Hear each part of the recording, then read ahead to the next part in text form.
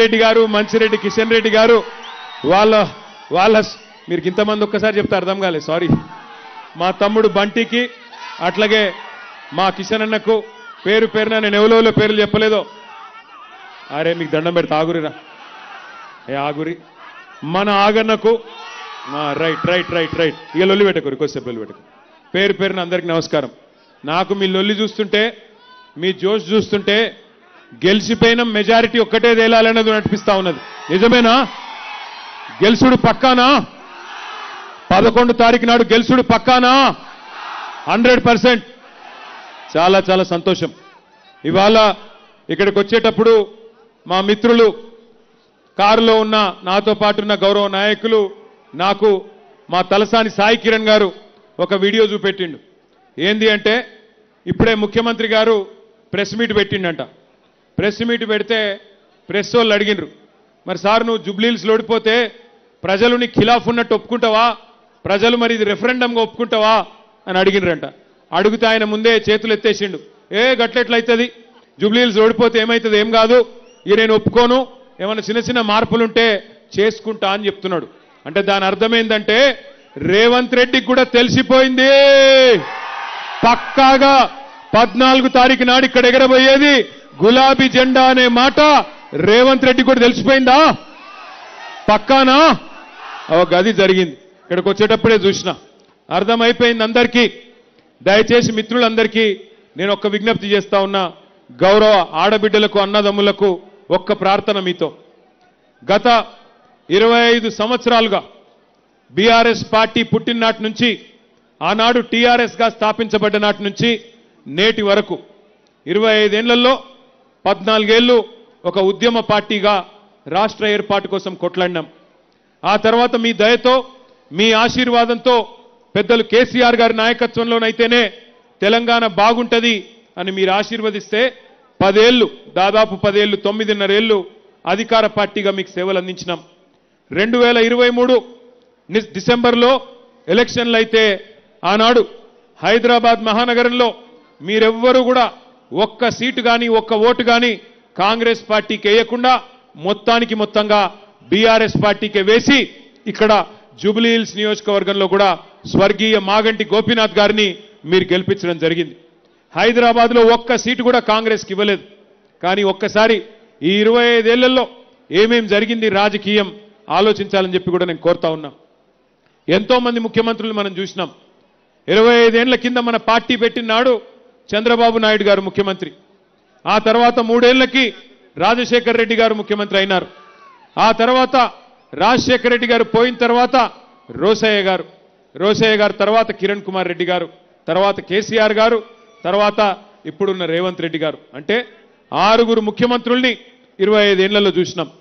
ప్రభుత్వాలు మారుతూ ఉంటాయి, అధికారం మారుతూ ఉంటుంది. ప్రజల ఆలోచన ఎట్లుంటే అట్లా ఆ సమయాన్ని బట్టి, అప్పటి పరిస్థితిని బట్టి, ప్రజల మూడు బట్టి, ప్రజల ఇష్టం బట్టి అధికార మార్పిడి జరుగుతుంది.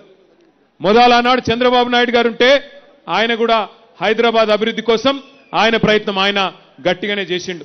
తర్వాత రాజశేఖర్ రెడ్డి గారు వస్తే ఆయన కూడా అభివృద్ధితో పాటు మరి సంక్షేమాన్ని కూడా జోడించి ఆయన ప్రయత్నం ఆయన కూడా చేసినారు. తర్వాత రోసయ్య గారు, కిరణ్ కుమార్ రెడ్డి గారు కూడా వారి శక్తి వంచన లేకుండా వారు కూడా ప్రయత్నం చేసినారు. ఎందుకంటే వాళ్ళకు విఘ్నత ఉండే, తప్పకుండా అధికారం అనేది ఎవరికి శాశ్వతం కాదు, మనం ఉన్నప్పుడు ఏదో కొంత మంచి చేయాలి అనే ఆలోచన ఉండే. తర్వాత కేసీఆర్ గారు 2014లో మీ ఆశీస్సులతో ముఖ్యమంత్రిగా వారు బాధ్యత తీసుకున్నారు. 10 ఏళ్లు కేసీఆర్ గారు ముఖ్యమంత్రిగా ఎట్లా పనిచేసినారో మీ కళ్ళ ముందే ఉంది. 200 ఉన్న పెన్షన్ని పేదలని కడుపులో పెట్టుకొని చూసుకోవడానికి 2000 రూపాయలు చేసింది కేసీఆర్ గారు. ఒక ఆడపిల్ల పెళ్లి చేసుకుంటే ఆ కుటుంబానికి కష్టం రావద్దు, ఆ కుటుంబం ఇబ్బందుల పాలు కావద్దు, అప్పుల పాలు కావద్దు అని ఆలోచించి 1,116 రూపాయలు ఎవ్వరు అడగకపోయినా దాదాపు 15 లక్షల మంది ఆడబిడ్డల పెళ్లిళ్లు కళ్యాణ లక్ష్మి, షాదీ ముబారక్ పేరుతో చేసింది కేసీఆర్ గారు. ఆ తర్వాత అదే ఆడబిడ్డ కడుపులో ఒక బిడ్డ పడితే మరి కేసీఆర్ కిట్టిచ్చి అమ్మ ఒడి అని ఒక ప్రోగ్రాం పెట్టి ఇంటికే బండిని పంపి ఆ బండిలో ఆడబిడ్డను ఎక్కించుకొని నేను బోను బిడ్డో సర్కారు దవాఖానకు అనే పరిస్థితి నుంచి నేను సర్కారు దవాఖానకే పోతా, అక్కడ ప్రసూతి అయితేనే అక్కడ బిడ్డని కంటేనే మా మేనమామ కేసీఆర్ ఇచ్చే కేసీఆర్ కిట్ వస్తుంది. మగబిడ్డ పుడితే 12,000, ఆడబిడ్డ పుడితే 13,000 రూపాయలు అని చెప్పి పెద్ద ఎత్తున మా ఆడబిడ్డలు దగ్గర 15 లక్షల మంది ప్రసూతి ప్రభుత్వ ఆసుపత్రుల్లో పొంది కేసీఆర్ కిట్లు అందుకున్న విషయం మీకు గుర్తుంది. అట్లాగే కేవలం సంక్షేమమే కాకుండా మరి పెద్ద ఎత్తున భావితరాల కోసం హైదరాబాద్ మహానగర అభివృద్ధి కోసం ఎన్నో అభివృద్ధి కార్యక్రమాలు చేసుకున్నాం. హైదరాబాద్లో దాదాపు 42 ఫ్లైఓవర్లు, షేక్పేట ఫ్లైఓవర్తో సహా 42 ఫ్లైఓవర్లు మనం కట్టుకున్నాం. అట్లాగే మెట్రో రైలు నిర్మాణం చేసుకున్నాం. మీ జూబ్లీ హిల్స్ నియోజకవర్గంలో 8.5 కిలోమీటర్లు మెట్రో రైలు కూడా నిర్మాణం పూర్తి చేసుకున్నాం.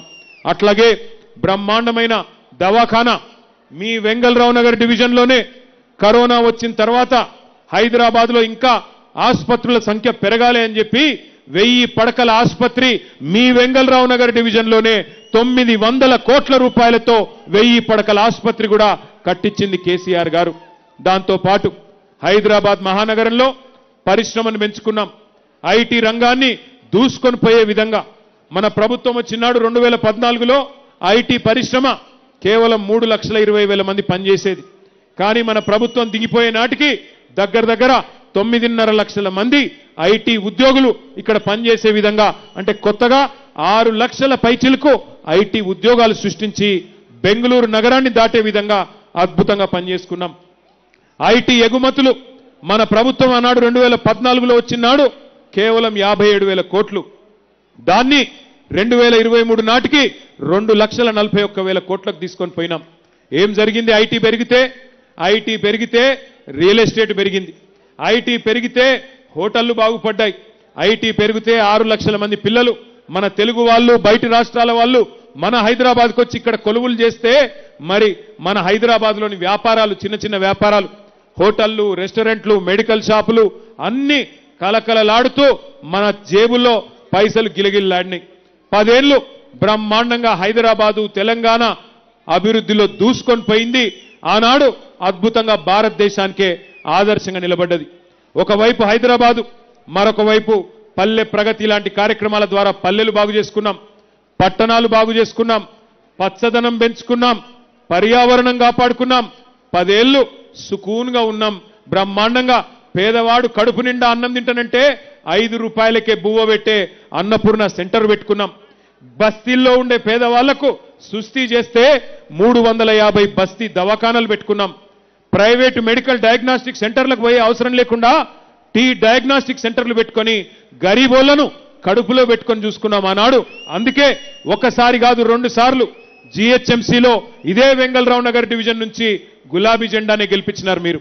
2 సార్లు 18లో, 23లో మాగంటి గోపీనాథ్ గారికి బ్రహ్మాండమైన విజయం అందించింది ఇదే వెంగళరావు నగర్ డివిజన్. ఇది 10 ఏళ్ల మన ట్రాక్ రికార్డ్. నిన్న నేను ప్రజెంటేషన్ ఇచ్చిన 10 ఏళ్లలో బీఆర్ఎస్ ప్రభుత్వం జూబ్లీహిల్స్ లో ఏం చేసింది అంటే అన్ని కలిపి సంక్షేమము, అభివృద్ధి. సంక్షేమం అంటే బతుకమ్మ వస్తే హిందూ ఆడబిడ్డలకు బతుకమ్మ చీర పెట్టుకున్నాం. రంజాన్ వస్తే ముస్లిం ఆడబిడ్డలకు రంజాన్ తోఫా ఇచ్చుకున్నాం. క్రిస్మస్ వస్తే క్రిస్టియన్ ఆడబిడ్డలకు, క్రిస్మస్ కుటుంబాలకు, క్రైస్తవ కుటుంబాలకు క్రిస్మస్ కానుక ఇచ్చుకున్నాం. అట్లా కడుపులో పెట్టుకొని గరీబులను బ్రహ్మాండంగా చూసుకున్నాం. పెద్దవాళ్ళు, పేదవాళ్ళు అనే తేడా లేకుండా హైదరాబాద్ని ఒక ఎకనామిక్ ఇంజన్గా పెంచుకున్నాం. మరి 2 ఏళ్లైంది కాంగ్రెస్ ప్రభుత్వం వచ్చి. మీరు ఆలోచించాలని చెప్పి నేను కోరుతా ఉన్నా. దయచేసి ఆలోచించండి. 2 ఏళ్ల ఈ కాంగ్రెస్ ప్రభుత్వంలో రేవంత్ రెడ్డి గారు ముఖ్యమంత్రి అయిన తర్వాత ఎవరికైనా మంచి జరిగిందా? ఆలోచించండి. ఎన్ని మాటలు చెప్పి అరిచేతిలో వైకుంఠం చూపెట్టి, ఎన్ని దొంగ హామీలిచ్చి, అడ్డగోలు మాటలు చెప్పి గద్దెకెక్కినరో ఒక్కసారి ఆలోచించండి. ఎన్ని హామీలు, ఎంతమందిని మోసాలు, ఎంతమందిని బుకాయించే ప్రయత్నం చేసినారో ఒక్కసారి వారి మాటల్లోనే మీరు వినండి అని చెప్పి నేను కోరుతా ఉన్నా. రేవంత్ రెడ్డి గారు వీడియో పెట్టమ్మా. ఈ గ్యారెంటీ పత్రం మీకు ఇస్తారు, ఇది దాచి పెట్టండి. పోలింగ్ బూతుల ఓటు వేయడానికి పోయినప్పుడు దీనికి దండం పెట్టండి, పూజ చెయ్యండి. దేవుడా మా కష్టాలు తీరాలి, ఇందిరమ్మ రాజ్యంలో ఈ 6 గ్యారెంటీలు అమలు కావాలి అని మనం దేవుడిని మోర్చుకొని దీనికి పూజ చేసి డిసెంబర్ 9, 2023 ఉదయం 10:30 గంటలకు ఇందిరమ్మ రాజ్యం 6 గ్యారెంటీల మీద తొలి సంతకం పెడుతుంది. 100 రోజుల్లో ఈ పథకాలను అమలు చేస్తా.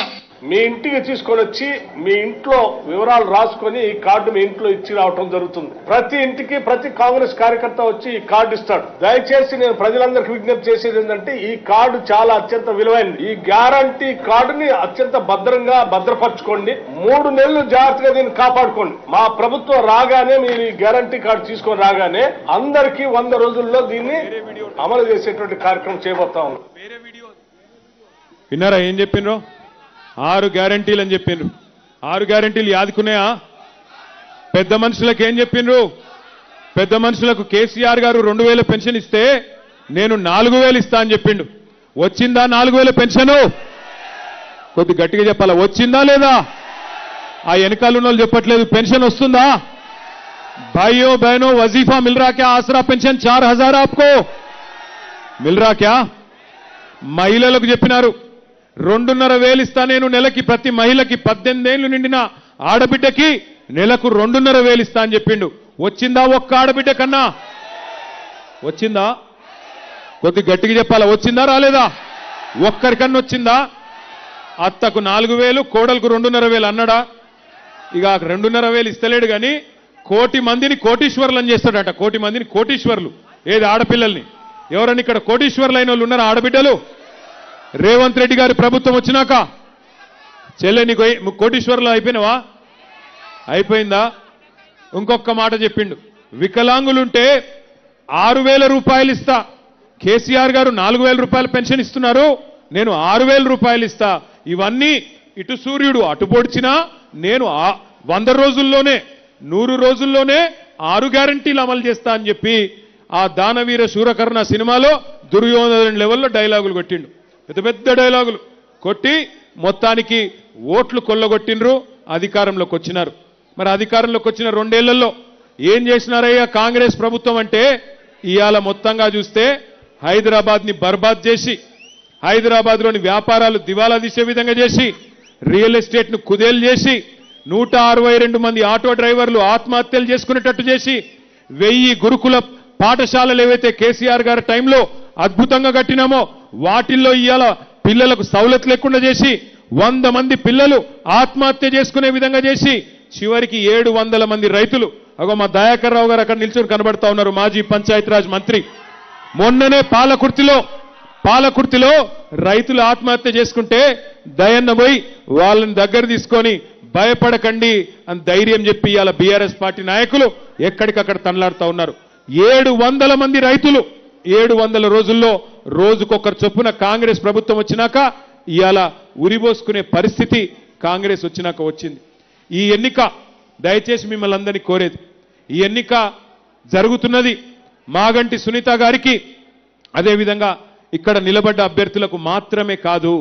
ఈ ఎన్నిక జరుగుతున్నది 6 గ్యారెంటీలు అమలు చేస్తామని చెప్పి ఎగ్గొట్టిన పార్టీకి 6 గ్యారెంటీలు ఇయ్యాలే, పేదవాళ్లను బాగా చూసుకోవాలి అని మీకోసం గల్లాబట్టి కొట్లాడుతున్న బీఆర్ఎస్ పార్టీకి మధ్యన జరుగుతున్న ఎన్నిక ఇది ఆషామాషి ఎన్నిక కాదు.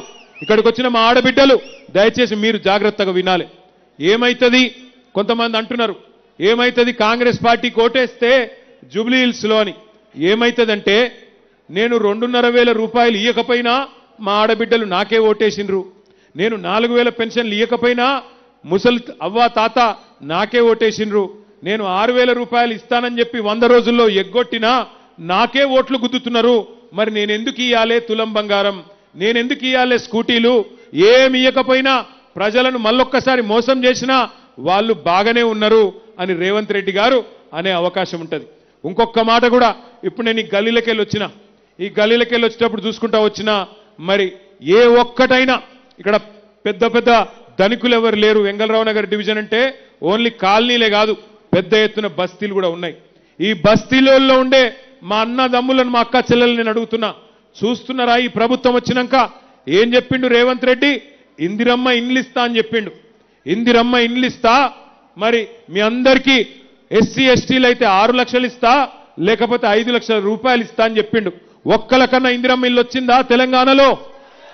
హైదరాబాద్లో ఒక్కలకన్నా ఇందిరమ్మ ఇల్లు వచ్చిందా? ఇందిరమ్మ ఇల్లు ఇచ్చుడు కాదు. ఇందిరమ్మ రాజ్యం అంటే ఏందో ఎరికేనా?